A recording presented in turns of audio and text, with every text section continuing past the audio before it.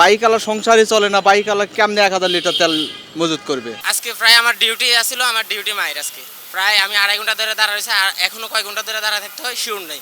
সরকার তো বলতে সংকট নাই, কিন্তু আমরা দেখি সংকট এখন ভাই।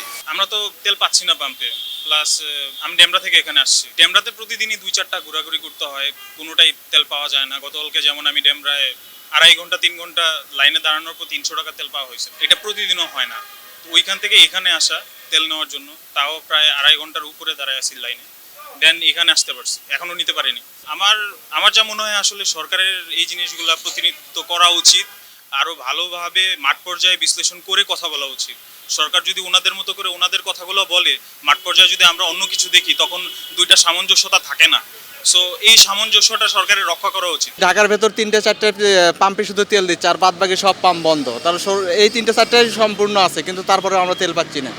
3 ঘন্টা 4 ঘন্টা অনেক সময় লাগে, আপনার সময় লাগে তেল নিতে। আগে 1500-2000 টাকা আয় হইতো। দায়িকারা বলতে পারছে না, কিন্তু এখানে সরকার পক্ষ থেকে দোষ আসছে, সব সিন্ডিকেট বাইক আলার করছে, কিন্তু বাইক আলার ঘরে কোনো 1000 লিটার কোনো বাইক আলার ঘরে তেল পাওয়া যায় নাই।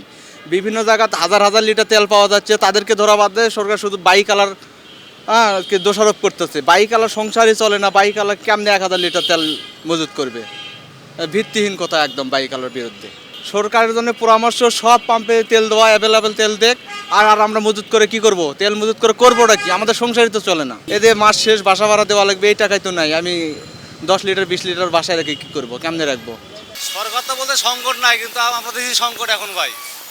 1.5 ঘন্টা পরে তেল পাচ্ছি 500 টাকার। তেল যদি একদিন লোড পাই, তাহলে দেখা যায় 3 দিন আসা লাগে, 4 দিন আসা লাগে না। সংকটের কারণে 500 টাকা তেল দিচ্ছে, 2 দিন পরে আবার আসা লাগছে ভাই। এই ভোগান্তি শেষ কবে হবে জানি না। এর যে সিন্ডিকেট সেটা ভাঙতে হবে ভাই। অনেকে বলছে তেল মজুত করছে, অনেকেই তেল পাচ্ছে না, আবার কেউ তেল দিচ্ছে না। আসলে এটা সিন্ডিকেটটাই ভাঙতে হবে ভাই। 500 টাকার তেল পাবো আর কি, তাই তো বলছে সংকট নেই, কিন্তু আমাদের তো এত অস্বস্তিকর কেন বুঝতেছি না। এই যে এরকম যেন না হয়, সবকিছু ঠিকঠাক হয়ে যায় আগের মতো, এটাই আশা করি আমরা। 2 ঘন্টা লাইনে দাঁড়ায় রয়েছি, সেই হচ্ছে আপনার প্রেস ক্লাবের সামনের থেকে লাইনে আছে। এখন পর্যন্ত চলতেছে লাইন, আরও মনে হয় কত সময় লাগে এটাও বলা যাচ্ছে না। এখন নাকি আবার স্টপ করে রাখলো, বললো একটু স্টপ রাখেন। এখন সংকট নেই, এত তেল দেয়, এই তেলগুলো যায় কোথায়?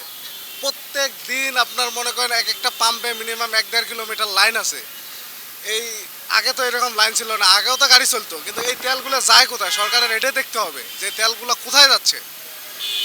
আগে মনে করেন যাদের 200 টাকার তেল নিত, তারাও এখন ফুল ট্যাঙ্কি নিয়ে খুঁজতেছে।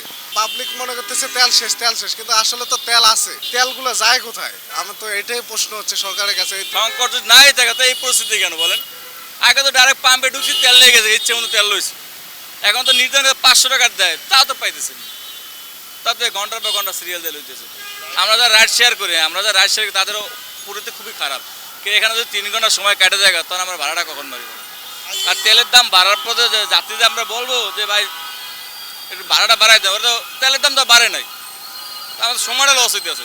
আগে 1000 বর্ষ হইতো, এখনো 1000 টাকা কামাই, কিন্তু আগে যেতাম 5টা-6টা বাজে, অন যায় রাত 10টা বাজে। আর যে যারা পাম্পওয়ালার তেল দিচ্ছে না, তেল থাকার কারণে স্টক করে রাখতেছে, ওদের তো পুরো পাম্পই ব্যান করে দেওয়া উচিত। আর জিন্দি জানে ব্যবসা না করতে পারে।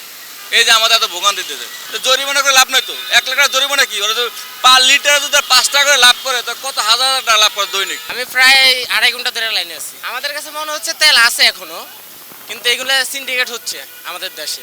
সরকারের দায়িত্ব হলো প্রত্যেকটা পাম্পে এসে তদারকি করা। তার কারণ হচ্ছে যে ওনারা সিন্ডিকেট করে এই যে মানুষগুলোর এতগুলো ভোগান্তি করতেছে, এতগুলো মানুষকে। আজকে প্রায় আমার ডিউটি আসছিল, আমার ডিউটি মায়ের আজকে প্রায় আমি 2.5 ঘন্টা ধরে দাঁড়া রয়েছে, আর এখনো কয় ঘন্টা ধরে দাঁড়া থাকতে হয় শিওর নেই। আমি প্রায় আমার পিছনে এখনো 400-র উপরে বাইক আছে, সামনে 1-150 আছে। এখন আবার এই ফার্ম বন্ধ করে দেওয়া হয়েছে, বলতেছে তেল নাই। তো এগুলো কোনো কথা? সরকারের কাছে একটাই দাবি, এই সিন্ডিকেটগুলো যেহেতু ভাঙে, তার কারণ হচ্ছে যে সবগুলো মানুষের অফিস আছে, সবগুলো মানুষের মনে হচ্ছে পরিবার আছে, এগুলো সব কিছু সাইডে তেলের জন্য দিনকে দিন দাঁড়ায় থাকা, এটা আসলে ভোগান্তি। আমাদের দাবি একটাই, যেহেতু এটা সরকার ভালোভাবে দেখে। খবরের কাগজ, নিখাত, নির্ভীক, নিরপেক্ষ।